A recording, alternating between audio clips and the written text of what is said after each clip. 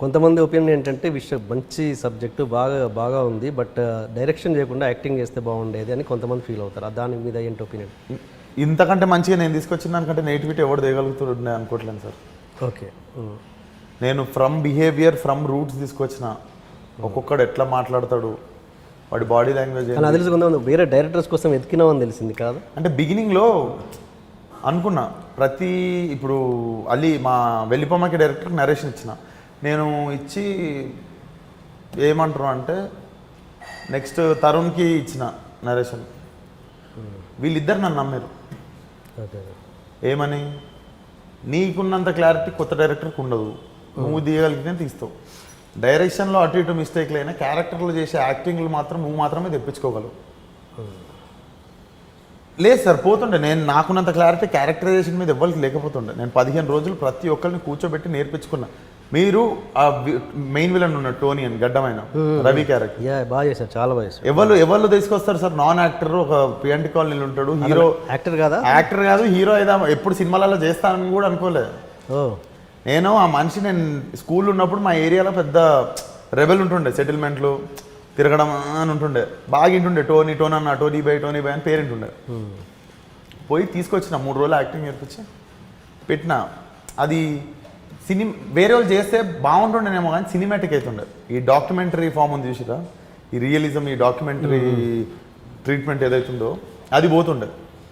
Okay, cinema release అయిన తర్వాత సురేష్ బాబు గారు ఒక కొంత పార్ట్ ట్రిమ్ చేస్తే బాగుంటుందని ఫస్ట్ డే తర్వాత అన్నారంట. మరి దాన్ని ఒప్పుకోవడం కూడా జరిగిందని విన్నా. ఇంతవరకు అంటే సురేష్ బాబు గారు 2 సార్లు చూసారు రిలీజ్కి ముందు.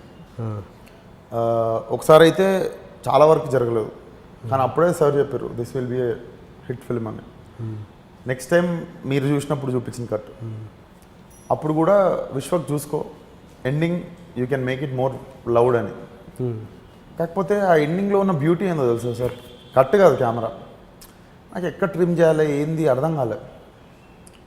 ఆ ఒక్క విషయంలో నేను కొంచెం ఇంకా స్టబర్న్ లేకుండా కొంచెం వినాల్సింది.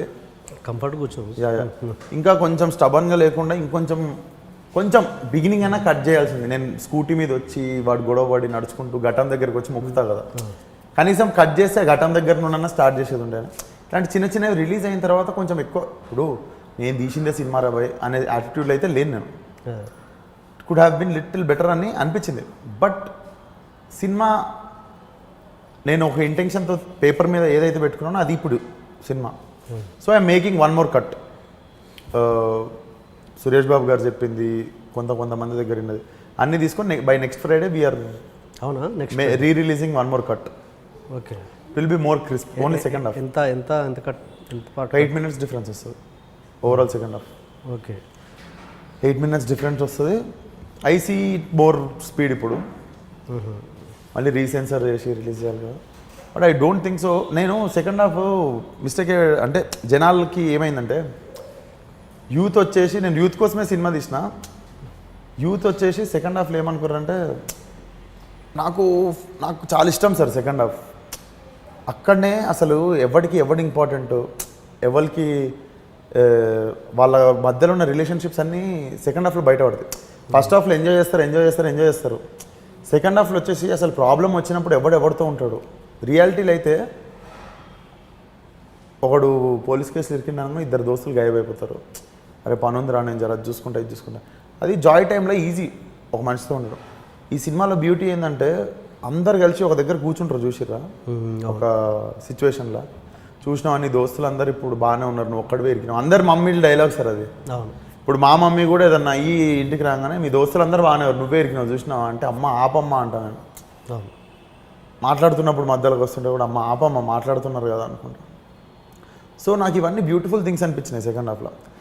కాకపోతే నేను ఇప్పటికి బిలీవ్ చేసేది ఏం తెలుసు సార్, నా సినిమా ఈరోజు చూసి ఇంటికి వెళ్తే రేపు గుర్తొచ్చి ఫీల్ అయ్యే సినిమా ఇది. నెక్స్ట్ డే ఒక్కొక్క సీన్ తిరుగుతుంటుంది. ఓకే, అరే వీడు అందుకు ఇది చేసిండు కదా, అరే ఈమె గ్రేటర్ అబ్బాయి, ఆ టైంలో కూడా వీడిని నమ్మింది, ఆ టైంలో చెల్లెలు ఎట్లా రియాక్ట్ అయింది చూడు, దాని పెళ్ళికి పెట్టిన ల్యాండ్ కూడా అవసరం లేదు మా అన్నని బయటికి తీసుకురాను. సో ఇవన్నీ నాకు కొంచెం బ్యూటిఫుల్ థింగ్స్ అనిపించినాయి. ఇవి కూడా ఇన్స్టెంట్కి ఎక్కేవి కాదు, కొంచెం టైం పడుతుంది. బట్ 200% జనాలు ఆ సెకండ్ హాఫ్ని కూడా తీసుకునే పోయారు ఇంటికి. ఓకే, ఓకే అండ్ యా చాలా క్రిస్ప్ చిన్న ట్రిమ్. Yeah okay. అండ్ ఇది సెన్సార్ అనేది మళ్ళీ రీసెన్సార్ చేయించాల్సిందేనా డిలీట్ చేసినా కూడా? ఆ డ్యూరేషన్ చేంజ్ వస్తుంది. ఇప్పుడు కీబోర్డ్ యాక్సెప్ట్ చేయడు. 2 గంటల 20 నిమిషాలు ఉన్నది 2 గంటల 14 నిమిషాలు అయింది అనుకోండి, కీబోర్డు ఈ 2 గంటల 14 నిమిషాలు సర్టిఫికేట్ కావాలి వాడికి. Okay okay. యాడ్ చేసినా కావాలి, డిలీట్ చేసినా కూడా డిలీట్ చేసినా కావాలి. ఆ 2 గంటల 14 నిమిషాలు మళ్ళీ వచ్చి థియేటర్లో ఒకసారి చూసి సర్టిఫికేట్ ఇచ్చి ఓకే దాన్ని క్యూబ్కి ఇస్తే మళ్ళీ వాడు కీబోర్డ్ ఇది అప్లోడ్ చేస్తాడు. ఓకే.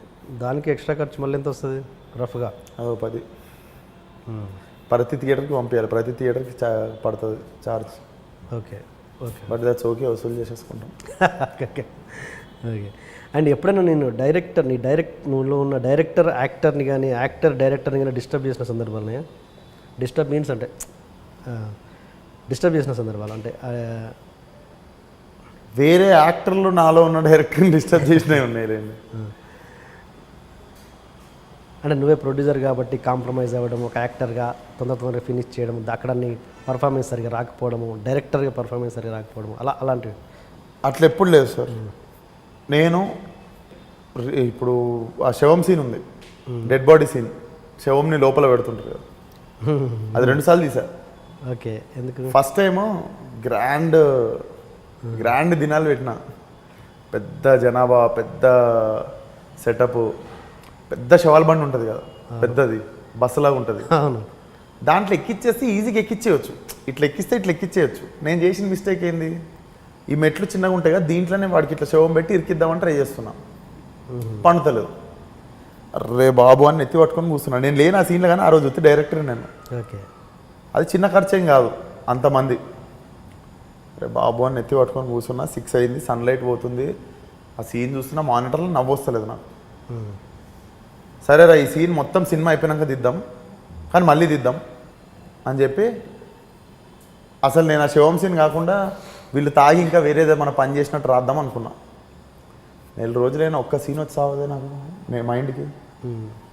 ఇంకా మళ్ళీ ఎల్లుండే సార్ అది, ఇంకా అది తీస్తే మనం ప్యాకప్ చెప్పొచ్చు, ఎల్లుండి ఆ సీన్ తీయాలంటే సరే తీసేద్దాం, అదే సీన్ తీద్దాం, మంచిగా తీద్దాం సార్ అని. సరే ఏం చేద్దాం, ఆ ట్రక్ తీసేసి ఆటో తీసుకురండి రైస్ సార్ అన్న. ఆటోలు ఇరకదు కదా, ఒక డైలాగ్ పెట్టేసిన, అరే మీ వాళ్ళు ఇంత పీతిగాలు ఉన్నారేం రా, వాడిని ఎత్తుకోనికి ఆటో పెట్టిర్రు అంటే వాడిని తీసుకోనికి అదే ఎక్కువ అని చెప్పి పెట్టిన. దట్స్ వేర్ హ్యూమర్ మళ్ళీ స్టార్ట్ అయింది. బాగా పండింది ఆ సీన్. ఓకే. అండ్ ఆ చిన్నపిల్లల డైలాగ్ కూడా నాకు బాగా నచ్చింది. అదేంటి స్టీరింగ్ మీ అమ్మ నీ అయ్యే చెప్తాడ్రా, అది బాగా వెళ్ళింది సినిమా థియేటర్లో. ఓకే. అండ్ మాట్లాడతారు సార్ ఓల్డ్ సిటీలో, బాగా వెళ్ళింది ఆ పిల్లడి డైలాగ్.